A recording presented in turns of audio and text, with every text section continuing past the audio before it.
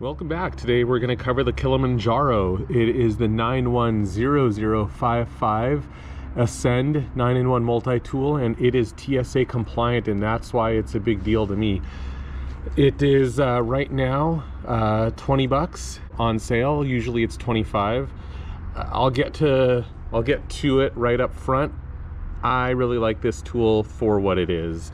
This is just a cheap $20 multi-tool, but the point is that it doesn't have a knife, so you can take it on an airplane. And that's what I bought it for. I went to a wedding last year and picked this up because I had to fly pretty much without anything, and this was pretty much the only available multi-tool at the time on Amazon. There's this Next Tool Mini, and this Victorinox jet setter may have been available also at the time. The next thing I would try would be the Next Tool Mini. I love Victorinox Swiss Army knives, but it just doesn't have enough on it for me. But this would be the next tool that I would get. Anyways, this is, again, the Kilimanjaro Ascend, and I tend to like it for what it is. It's a cheap, gas station cheap multi-tool. I have to be really careful every time I open it. So let's go over the pros and cons real fast. It is small. This is a pro and a con. It's a con because I like having something substantial, but it's a pro because it just, for travel, it just fits in my pocket and works. It's really tiny, and I like it for that. There's no knife, which is definitely a pro, so that it is TSA compliant. The scissors on here, which are probably the main tool I've used a fair bit, they work.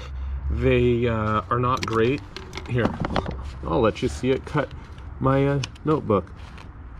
Yeah, see, it doesn't even want to cut paper. There, if you hold it, it sort of wants to cut it.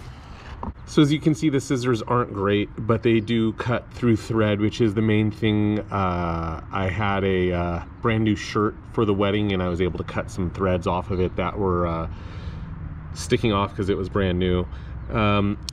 I have used this screwdriver a bunch. My last trip a week or two ago to New York, the door handle on my Airbnb was really loose, the screws in it, and so it was hard to take the key in and out of the door. So I used the screwdriver here, the Phillips head, and tighten that up, and it made a world of difference.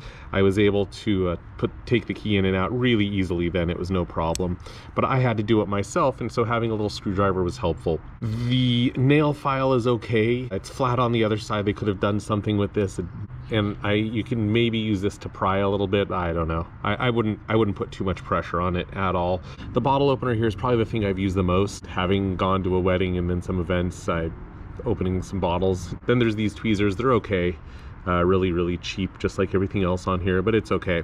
Cons, again, it's tiny, it's small, but the bottle opener works. The scissors can cut thread. I mean, what else can I really ask for on a $20 multi-tool like this? One thing I really dislike, and this is for all multi-tools that are like this, I don't like spring-loaded pliers. I don't know if I've ever used these as pliers or even used them at all, but I don't like spring-loaded pliers at all. And this wire cutter just looks so weak. I probably wouldn't try ever using it. But yeah, that's it. This is a tool that I've taken on several trips now over the last year and a half. Never had a problem going through security. And I would definitely, if you just want a cheap multi-tool, I'd recommend this. It's not going to be anything special, and if I lost it, I wouldn't be too upset. I would just buy something else. But for what it is, it worked fine, and it just makes me feel better having a couple of little tools with me. That's it. Thanks for watching. Please like and subscribe to help me grow this channel, and there will be an affiliate link in the description if you want to pick this up.